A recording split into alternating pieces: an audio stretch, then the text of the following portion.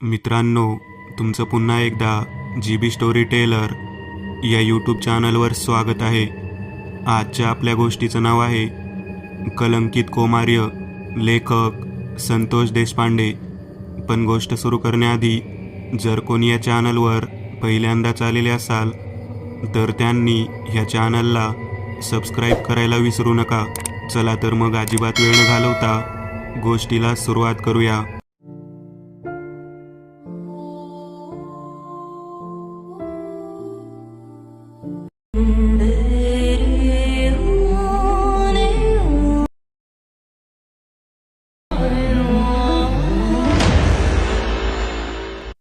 झाडाला टांगलेले लाल रंगाचे दुपट्टे पाहिल्यानंतर असं वाटत होतं की काहीतरी दैवी शक्तीला आवाहन करण्याच्या दृष्टिकोनातून एखाद्याने नवस बोललेला असावा. ते झाड सुद्धा एका विचित्र पद्धतीचे होतं. ते झाड साधं सुद्धा नव्हतं, ते कडुलिंबाचं झाड होतं. त्या लिंबाच्या झाडावरती ज्या पद्धतीने ते लाल रंगाचे दुपट्टे अडकवलेले होते ते पाहिल्यानंतर खालच्या बाजूला आमचे लक्ष गेलं. तेव्हा त्या ठिकाणी छोट्या छोट्या दाबणासारख्या सुया टोचविण्यात आलेल्या होत्या. त्या झाडाला का टोचविण्यात आल्या आहेत हेच कळत नव्हतं.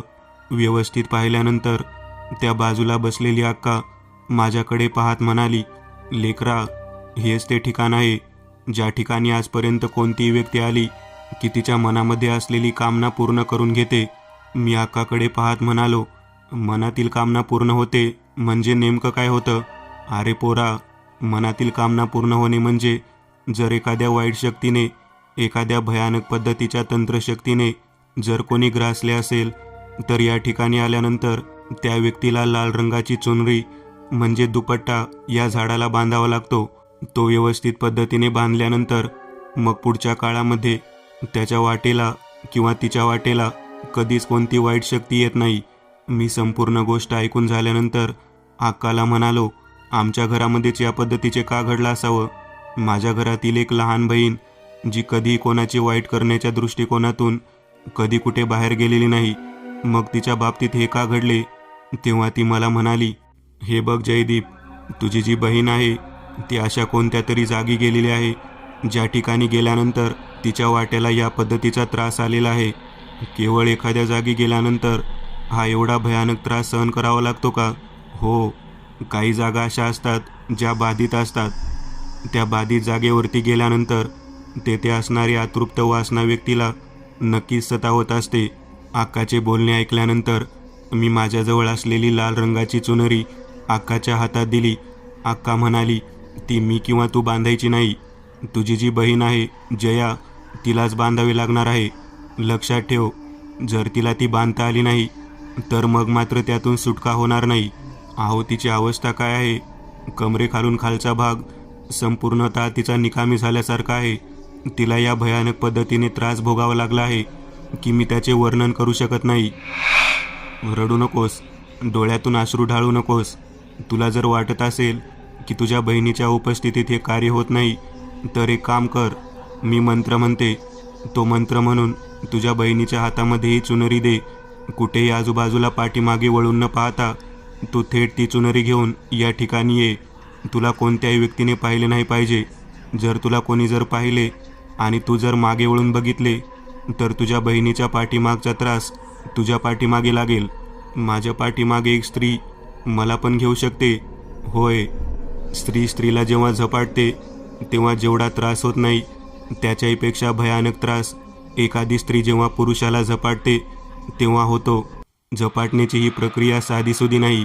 मनातील इच्छा पूर्ण करण्याच्या दृष्टिकोनातून संपूर्ण ताकदीनिशी आपल्या मनातील भावनेला उद्विग्नतेने एखाद्या शरीरामध्ये प्रवेश करून पूर्ण करणे म्हणजे झपाटणे. ही सर्व प्रक्रिया ऐकल्यानंतर मी मनात विचार करू लागलो, आपल्याला आपल्या बहिणीसाठी काही ना काहीतरी करायला हवे. जे काही घडले आहे ते इतके भयानक पद्धतीचे आहे की आपण त्याला काहीही करू शकत नाही. आपल्या हातातून निदान आपल्या बहिणीसाठी हे जे काही कार्य घडणार आहे ते तरी आपण पूर्ण करायला हवेत. मी अक्काकडून ती चुनरी घेऊन, ते मंत्र घेऊन परत माझ्या घराकडे निघालो. ती मला म्हणाली, लेकरा, लक्षात ठेव, मध्यरात्रीनंतर तुला इथे यायचं आहे. मी इथेच बसलेली असेल. मागे वळून पाहू नकोस. नाहीतर तुला किती भयानक त्रास भोगावा लागेल ते तुला कळणार नाही. मी मनात विचार करत होतो, आपण जर चुकून मागे वळून बघितलं तर आपल्या बहिणीचा त्रास आपल्याला भोगावा लागणार. अरे देवा, आपण अजिबात आता मागे पाहायचे नाही. असा विचार करून मी माझ्या घरी जाण्यासाठी निघालो. बरेच अंतर पार करून घराजवळ पोहोचल्यानंतर संध्याकाळी जेवण वगैरे आटोपल्यानंतर मी मध्यरात्र होण्याची वेळ पाहत होतो. मध्यरात्रीला काही अवकाश असताना मी माझ्या बहिणीच्या हातामध्ये त्या पद्धतीच्या साहित्याला देऊन मंत्रपठण करायला सुरुवात केली. तेव्हा माझी बहीण हातामध्ये धरलेली ती चुनरी घट्ट पकडून सुस्कारे देत होती. जणू काही तिच्यासोबत कोणत्या तरी भयानक शक्तीने शारीरिक पद्धतीचा विधी केलेला असावा. ती तिच्या शरीरातून एखाद्या शक्तीला बाहेर सोडावे त्या पद्धतीने त्या चुनरीला पकडून शरीरातून शक्ती बाहेर निघण्याच्या प्रक्रियेला प्रतिसाद देत होती. तिचे बोलणे, वागणे आणि धडपडणे मला सहन होत नव्हते. मी इतक्या भयानक पद्धतीने कधीच कोणत्या मुलीला पाहिलेले नव्हते. मी विचार करत होतो, माझ्या बहिणीला जी कोणी बाई झपाटलेली आहे किंवा जी कोणी स्त्री झपाटलेली आहे, तिची इच्छा तरी काय असावी. तिने अशा पद्धतीने माझ्या बहिणीला कोणत्या जागी आणि कोठे कशा प्रकारे ग्रासले तेच मला कळत नव्हते. मी शेवटी विचार करत होतो की आज रात्री काही झाले तरी आपल्या घरातील हा त्रास बाहेर घालवायचा.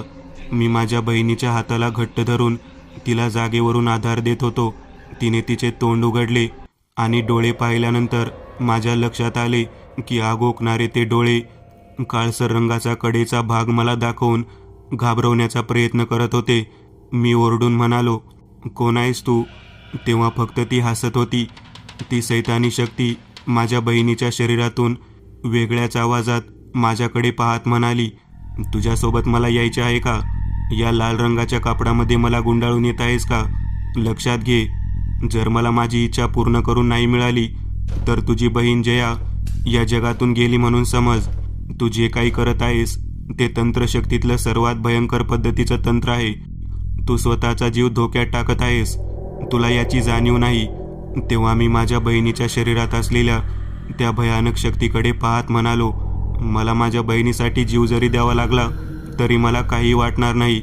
परंतु तू हे शरीर सोडून का जात नाहीस ते मला सांग. जर तू ते केलेस तर तू जे सांगेल ते मी करायला तयार आहे. तेव्हा ती भयानक शक्ती माझ्याकडे पाहत मोठ्याने ओरडून म्हणाली, या लाल रंगाच्या कापडामध्ये मला कैद करून आता ज्या ठिकाणी घेऊन जाणार आहेस त्या ठिकाणी घेऊन जा.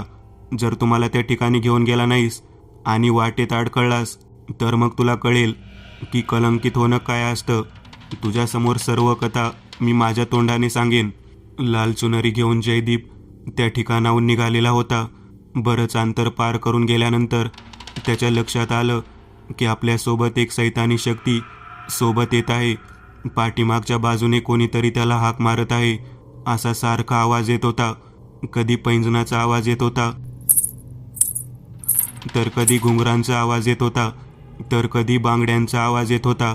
तो आवाज ऐकल्यानंतर त्याच्या मनातून त्याला वाटत होतं की आपण मागे वळून पाहावं, परंतु त्याच्या कानामध्ये ते स्वर घुमत होते की आपण जर मागे वळून पाहिलं तर आपल्या पाठीमागे ती भयानक शक्ती लागणार आहे, ज्या शक्तीमुळे आपल्या लहान बहिणीला एक भयानक पद्धतीचा त्रास सहन करावा लागत आहे. तो त्रास तिच्यातून नष्ट होऊन आपल्या पाठीमागे लागणार आहे. परंतु आपल्याला त्या सैतानी शक्तीचे रहस्य कसं कळणार? आपण काहीही करून त्या झाडापर्यंत पोहोचायला हवं. त्या झाडाला अक्काबाईने सांगितलेल्या पद्धतीने ते लाल रंगाचे वस्त्र बांधायला हवं. रात्रीच्या किर्र अंधारामध्ये थोडे थोडे पाऊल टाकत पुढे जात असताना मागच्या बाजूने निशाचर प्राणी ओरडत आहेत असा आवाज तीव्र स्वरूपाने ऐकू येऊ लागला. एक एक हिंस्र श्वापद अंगावर घ्याव घ्याव त्या पद्धतीने तो आवाज मनाला भीतीदायक वाटत होता. मध्यरात्र उलटून गेलेली होती. मी एक एक पाऊल पुढे टाकत असताना माझ्यासोबत त्या लाल रंगाच्या कापडामध्ये बंदिस्त झालेली ती भयानक शक्ती मला जणू सांगत होती, तू मागे वळून पहा, तुला सर्व काही मी सांगेन. तू जर मागे वळून पाहिलं नाहीस तर तुला तुझ्या बहिणीच्या पाठीमागे लागलेल्या त्या भयानक शक्तीचं रहस्य कळणार नाही. मी खूप अंतर चालून गेल्यानंतर मला समोर एका चिंचेच्या झाडावरती चित्रविचित्र पद्धतीने उलटी लटकलेली वटवागळं दिसू लागलेली होती. त्याचबरोबर घुबडांचा आवाज घुमू लागलेला होता आणि पारव्यांचा आवाज सुद्धा घुमू लागलेला होता. मी कितीही प्रयत्न केला तरी माझ्या मनातील भीती अजिबात जात नव्हती. मी घाबरतच होतो. परंतु एक आशा अशी होती की माझ्या बहिणीला मी या सर्वातून बाहेर काढत आहे, हे मला मनाला शांतीदायक ठरत होतं. इतक्यात मागच्या बाजूने कोणीतरी मला घट्ट पकडावं असं मला जाणवू लागलं. कोण होतं ते मला कळत नव्हतं. मी मात्र तशाच पद्धतीने पुढे पाऊल टाकत त्या दृष्टिकोनातून प्रयत्न करत होतो. चिंचेच्या झाडावरचे दृश्य पाहून मी घाबरलेलो होतो. मला मागून माझ्याच बहिणीच्या आवाजामध्ये कोणीतरी हाक मारली. मी घाबरून विचार करू लागलो की माझी बहीण जया, जी कमरेपासून खालचा भाग निकामी झाला आहे म्हणून पुढे येऊ शकत नव्हती, ती इथपर्यंत कशी काय आली असावी आणि माझ्या हातून चूक घडली. मी मागे वळून पाहिलं. कर्णकर्कश आवाजामध्ये एखादी हाडळ मोठ्याने हसावी त्या पद्धतीमध्ये एक भयानक सुंदर दिसणारी एक तरुण मुलगी माझ्याकडे पाहून मोठमोठ्यांदा ओरडत कर्णकर्कश आवाजात माझ्यासमोर उन्माद करून नाचू लागली. ती माझ्याकडे पाहून माझ्या नरड्याला घट्ट दाबून धरत मला म्हणू लागली, माझा त्रास तुला पाठीमागून घालवायचा होता ना. तुझ्या बहिणीला तर मी सोडून दिलं, आता तुझी वेळ आली आहे. मी तिच्याकडे पाहत म्हणालो, तू माझ्या बहिणीच्या आवाजामध्ये बोलून मला फसवलंस, परंतु तू वचन दिले आहेस की तू मला जे काही घडलेलं आहे ते सगळं सांगणार. तू कोण आहेस? तेव्हा ती म्हणाली, मी चिरतारुण्यामध्ये तरपडत असणारी एक कुमारिका आहे. मी आयुष्यामध्ये अशा पद्धतीचं भयानक सुख उपभोगलं आहे की ते सुख तुझ्या बहिणीला माझ्यामुळे उपभोगायला मिळालं. मी त्या भयानक शक्तीला पाहत म्हणालो, या लाल चुनरीच्या माध्यमातून कितीतरी वाईट शक्तींना शांत करायचं काम माझ्या अक्काबाईने केलेले आहे आणि तू सुद्धा त्या पद्धतीने शांत हो. माझ्या पाठीमागे लागून किंवा माझ्या बहिणीच्या पाठीमागे लागून तुझी इच्छा पूर्ण होणार आहे का? तेव्हा ती कुमारिका स्त्री म्हणाली, अरे वेड्या, तुझ्या बहिणीला त्रास देण्याची माझी मुळात इच्छाच नव्हती, परंतु आपण किती मगरूर आणि किती भयानक पद्धतीने लोकांशी वागतो आणि त्या गोष्टीचा परिणाम किती होतो ते तुझ्या बहिणीला जाणून द्यायचे होते. मी त्या बाईला म्हणालो, त्या स्त्रीला म्हणालो, तू कोण आहेस? तुझ्यासोबत कोण मगरूरपणे वागला आहे? तेव्हा ती म्हणाली, मी पद्मा आहे. पद्मा, एका नायकिनीची मुलगी. जन्मजातपासून मला मिळालेला एक भयानक श्राप म्हणजे आई नायकी नसलेल्याचा आणि त्यातच माझ्या वाटेला आलेलं अप्रतिम सौंदर्य. मी कुमारिका असतानाच, माझं वय 12 वर्षांचं असतानाच माझ्या छातीवरती, माझ्या शरीरावरती वासनांद लोकांच्या नजरा जाऊ लागल्या. एक एक व्यक्ती माझ्याकडे पाहू लागला. ज्या व्यक्तीला माझ्या आईसोबत शारीरिक सुख घेण्याची इच्छा होती, तिचे नृत्य गाणे ऐकण्याची इच्छा होती, तो व्यक्ती माझ्या आईकडे न येता मला पाहण्यासाठी येत होता. माझे तपकिरी रंगाचे डोळे, माझे लांब सडक केस, माझे सुंदर असणारे शरीर आणि उजळ कांती, यामुळे त्यांच्या त्या वकवकलेल्या नजरेला माझे शरीर बळी पडत होते. वाईट नजरेमुळे माणसाला जो त्रास सहन करावा लागतो, तो त्रास माझ्या वाट्याला काही दिवसांमध्येच आला. माझ्या आईसोबत गावातील प्रतिष्ठित नागरिक शारीरिक सुख उपभोगत होते. माझी आई एका विशिष्ट रोगाला आजारी पडली. तिला खोकला लागला. मग जी बैठकीची गाणी म्हणायची होती ती म्हणायची कोणी, घर सांभाळायचं कोणी. मला अजून एक लहान भाऊ होता. 2 लेकरांना सांभाळण्यासाठी तरपडणारी माझी आई अंथरुणाला खिळली होती आणि त्या अंथरुणाला खिळलेल्या माझ्या आईला पाहून माझ्या आईच्या सोबत नाचगाणी करणाऱ्या तिच्या मैत्रिणी मला म्हणू लागल्या, पोरी, पायात चाळ बांध, घुंगरू बांध आणि फडावरती उभी राहा. तुलाच आता तुझं घर सांभाळायचं आहे. तुला ज्या वकवकलेल्या नजरा पाहत आहेत त्या नजरा आता तुझ्या पुढे पैशांचा पाऊस पाडणार आहे. मला माझ्या आईच्या उपचारासाठी का होईना फडावरती उभा राहावं लागलं. केवळ नाचून गाऊन जर पैसा मिळत असता तर खूप छान झालं असतं, परंतु नाच गाण्याबरोबर शारीरिक लगटसुद्धा सुरू झाली. पैसे देत असताना माझ्यापेक्षा वयाने दुप्पट असलेली व्यक्ती माझ्या शरीराशी चाळे करू लागली. माझे मन ती गोष्ट सहन करत नव्हते, परंतु माझे कौमार्य आणि माझी सुंदरता त्या व्यक्तींना तसे करायला भाग पाडत होती. माझ्या कमरेचा भाग, माझ्या छातीचा भाग जो तो व्यक्ती न्याहाळत होता. थोडे बहुत पैसे मिळाल्यानंतर 15 ते 20 दिवसांनी माझ्या आईला मी दवाखान्यात घेऊन गेले. त्यावेळेला मला डॉक्टरांनी तिला क्षयरोग झाला आहे असे सांगितले. त्यातून तिला बाहेर काढण्यासाठी आपल्याला मोठी इंजेक्शन द्यावे लागतील असेही सांगितले. मला त्या पैशाची तजवीज करण्यासाठी त्यांनी सांगितलेले होते. आता कसं करावं हे मी विचार करत होते. जेमतेम 13 ते 14 वर्षाची मी तरुण मुलगी, माझी उंचीपुरी शरीरयष्टी आणि माझे सौंदर्य हे माझ्यासाठी त्यावेळेला वरदान ठरणारे होते. कारण माझ्या आईच्या मैत्रिणी मला म्हणत होत्या, तुझ्या आईला वाचवण्यासाठी कमीत कमी 1 ते 1.5 लाख रुपये खर्च येणार आहे. तेव्हा एका मोठ्या व्यापाऱ्यासोबत तू नाच गाण्याचा कार्यक्रम कर, तुला नक्कीच जास्त पैसे मिळतील. मी त्या गोष्टीला तयार झाले आणि शेठ रतिलाल या व्यक्तीची आणि माझी गाठ पडली. उंचपुरा, गारोळ्या डोळ्याचा, दिसायला सुंदर असलेला शेठ रतिलाल हा धनाढ्य व्यक्ती होता. त्याने मला न्याहाळत नाचगाणे करण्यासाठी होकार दर्शवला. एका रात्रीसाठी 1 लाख रुपये द्यायचे ठरलेले होते आणि ती रात्र आली. पद्मा पुढे बोलू लागलेली होती. मी तिला म्हणालो, तुझ्या आयुष्यात पुढे काय झाले? तेव्हा ती म्हणाली, माझ्या आयुष्यात दुसरे काय होणार?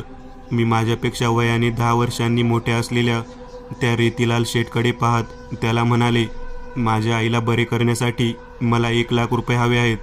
तेव्हा तो म्हणाला, मी तुला 5 लाख रुपये देतो, परंतु तुला माझी रकेल म्हणून राहावे लागेल. मी रकेल हा शब्द कधीच ऐकलेला नव्हता, परंतु मला वाटलं की त्याच्यासोबत आपल्याला झोपावे लागणार आहे. एकदा झोपून झाल्यानंतर आपल्याला जर आपली आई व्यवस्थित स्थितीत मिळत असेल तर काहीच हरकत नाही. मी त्याला होकार दर्शवला, परंतु तो व्यक्ती एका भयानक व्यसनाचा अधीन होता. मी त्याच्याकडून 1 लाख रुपये घेऊन डॉक्टरांना नेऊन दिले आणि उपचार करण्याच्या दृष्टिकोनातून त्यांना विनंती केली. आता माझ्यासाठी रतिलालसोबत त्याला रात्रीचे सुख देण्याशिवाय पर्याय उरलेला नव्हता.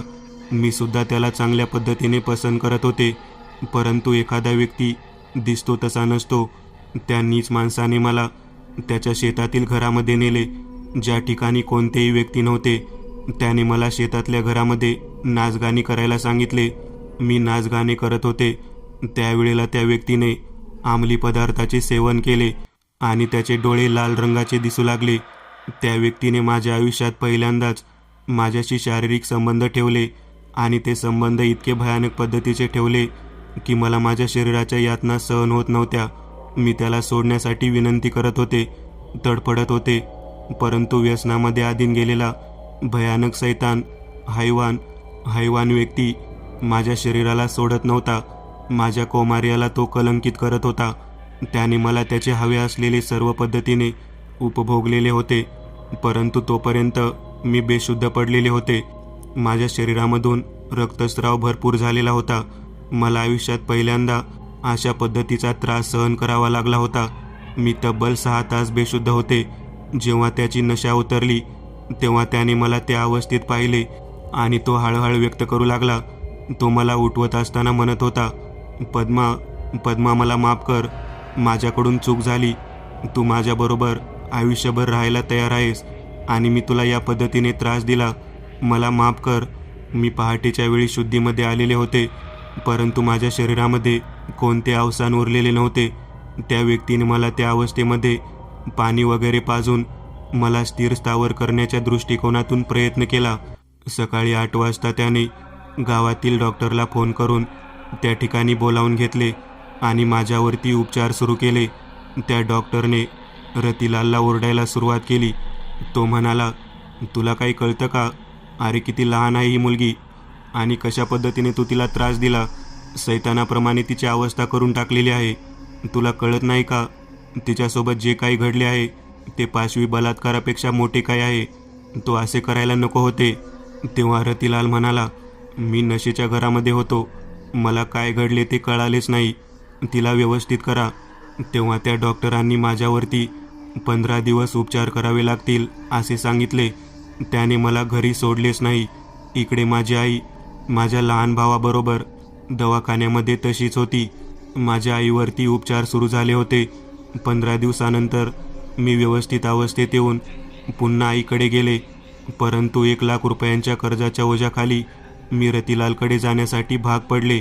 मला रतिलालला काही करून का होईना रात्रीचे सुख उपभोगत असताना नशापान करू द्यायचे नव्हते, त्याला अंमली पदार्थाचे सेवन करू द्यायचे नव्हते, कारण अंमली पदार्थाचे सेवन केल्यानंतर रतिलाल हा शैतान होत होता. त्याला स्वतःच्या शरीराची, स्वतःच्या ताकदीचे भान राहत नव्हते आणि त्यावेळेला तो मला त्याला हवे असलेल्या पद्धतीने, पाशवी पद्धतीने उपभोगत होता. माझ्या शरीराचे लचके तोडत होता. त्याच्या नखाचे, त्याच्या ताकदीचे वन माझ्या शरीरावरती उमटत होते. मला कळत नव्हते की याला कशा पद्धतीने थांबवावे. तो बरोबर रात्र झाली की मला उपभोगण्यासाठी शेतातल्या घरामध्ये घेऊन जात होता. तेथे किती आरडाओरडा झाला तरी माझा आवाज कोणापर्यंत जात नव्हता.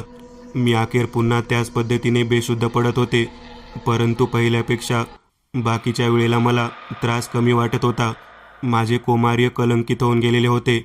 माझ्या आईसाठी ते रात्रभर मी सहन केल्यानंतर दुसऱ्या दिवशी दुपारपर्यंत तेथेच थांबून सहन करत होते. रतिलाल हा अतिशय तरुण आणि ताकदवर व्यक्ती होता. तो वेगवेगळ्या औषधाचा उपयोग करून माझ्या कौमार्याला कुस्करत होता. पद्माचे बोलणे ऐकल्यानंतर मला तिच्यातील यातनेचा त्रास समजला. मी तिला म्हणालो, मग माझ्या बहिणीला त्रास देण्यामागचे कारण काय आहे? तेव्हा ती म्हणाली, अरे तुझ्या लक्षात येत नाही का, मी तुझ्या बहिणीला मुळात त्रास देतच नाही. तुझ्या बहिणीला त्रास देणारी व्यक्ती कोण आहे हे तुला सांगण्याचा प्रयत्न करत आहे.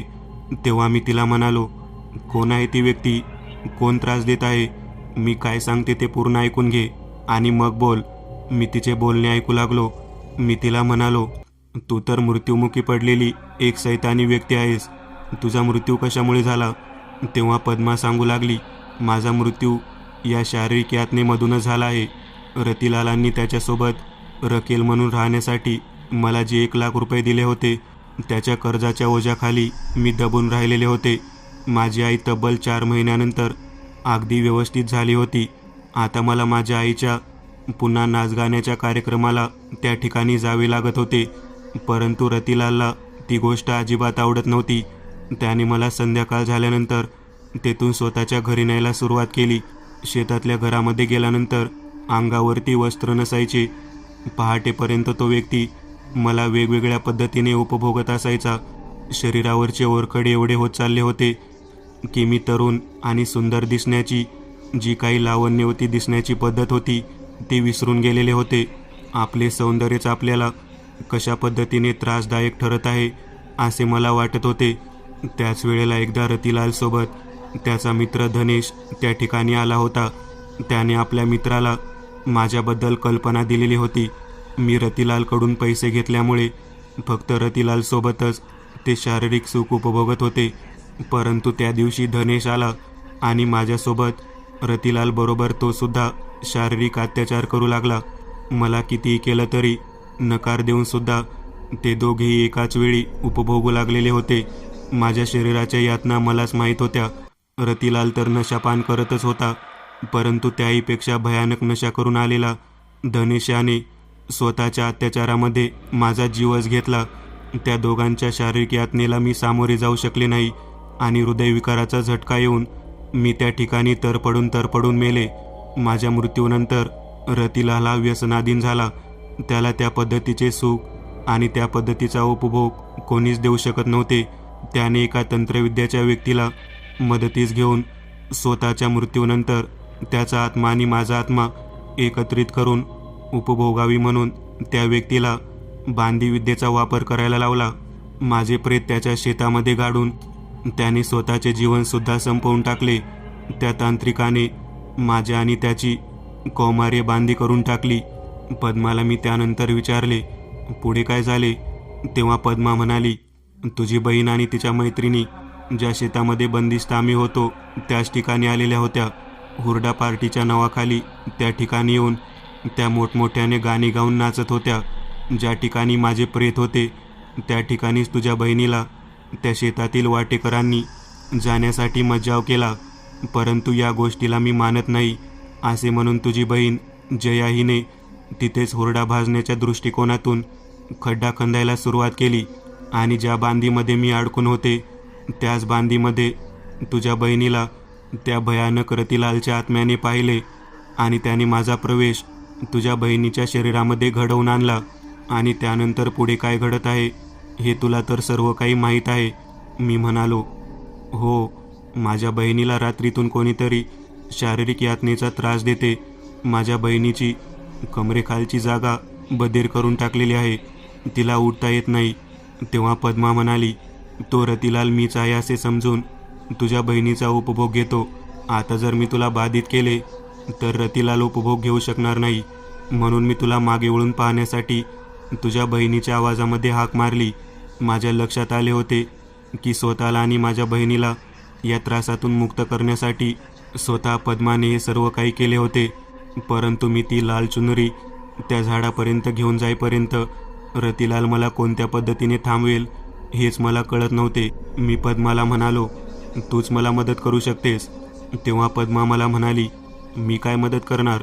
तूच माझ्या मदतीसाठी धावून आलेला आहेस. तुला जर वाटत असेल तर तू ही चुनरी घेऊन त्या झाडापर्यंत जाऊ शकतोस. परंतु मला वाटत नाही की रतिलाल तुला त्या ठिकाणापर्यंत जाऊ देईल.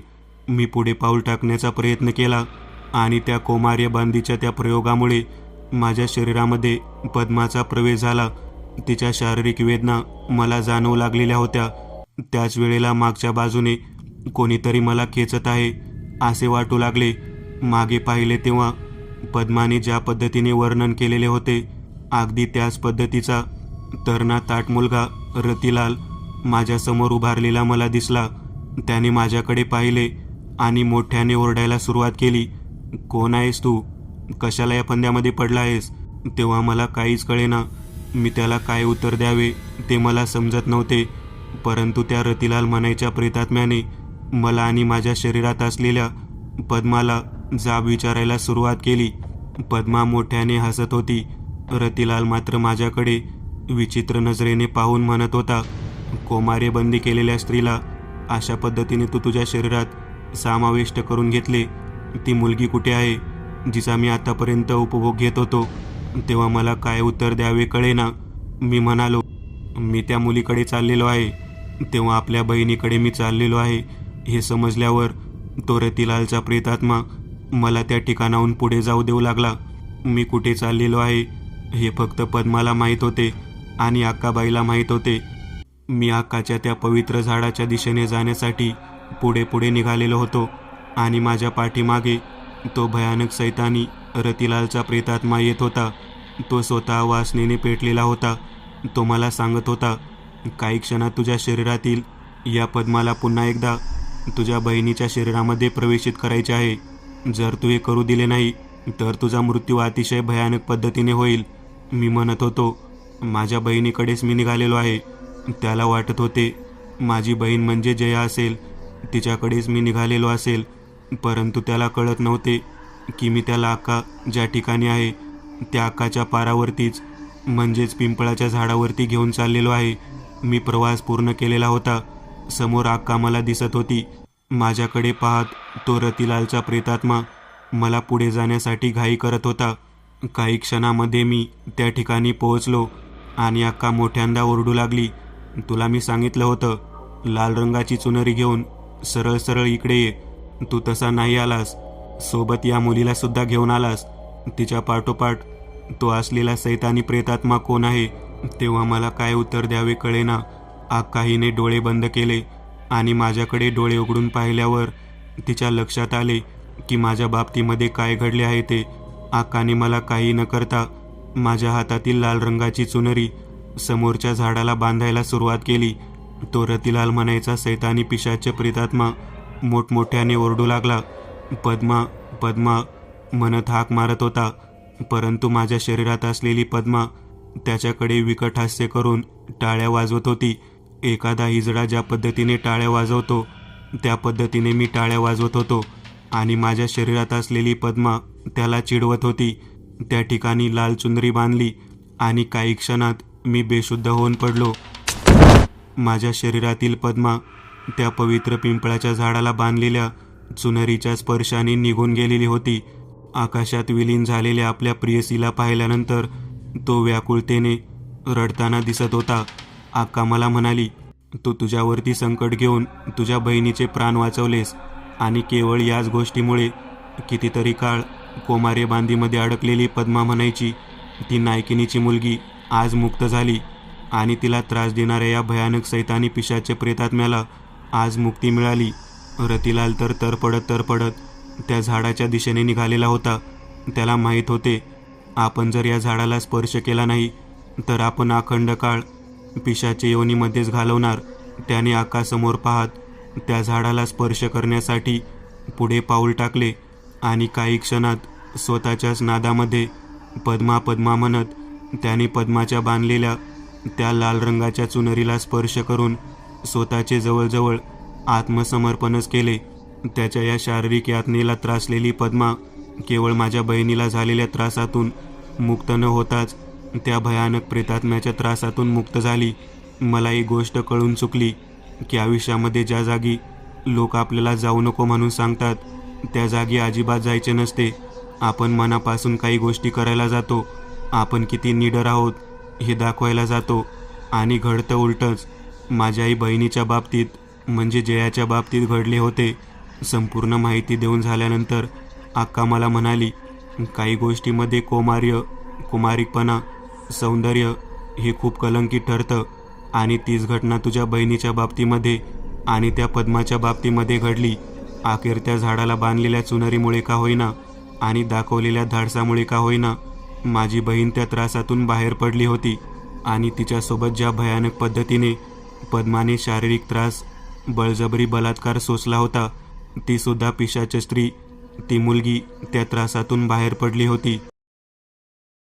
मी एक नवीन चॅनल ओपन करत आहे. त्यावर तुम्हाला ॲनिमेटेड हॉरर स्टोरीज पाहायला मिळतील. त्या चॅनलची लिंक या व्हिडिओच्या डिस्क्रिप्शनमध्ये दिलेली आहे. चॅनलला सबस्क्राईब करायला विसरू नका. मित्रांनो, आज पुरतं एवढंच. तुम्हाला जर काही गोष्ट आवडली असेल तर नक्की लाईक करा. तुमच्यापैकी बरेचसे जण व्हिडिओ लाईक न करताच पळून जातात, पण हा जर व्हिडिओ तुम्ही लाईक केला तर मला जरा बरं वाटेल आणि असेच भारी भारी व्हिडिओ बनवायची माझ्यात एनर्जी येईल. त्यामुळे नक्की लाईक करा आणि अजूनही कोणी या चॅनलला सबस्क्राईब केलेलं नसाल तर लगेच सबस्क्राईब करून टाका आणि बाजूची घंटी ती मात्र दाबायला विसरू नका. देवाची घंटी आहे ती. चला तर मग पुन्हा भेटूया अशीच एक आगळी वेगळी गोष्ट घेऊन पुढच्या भागात.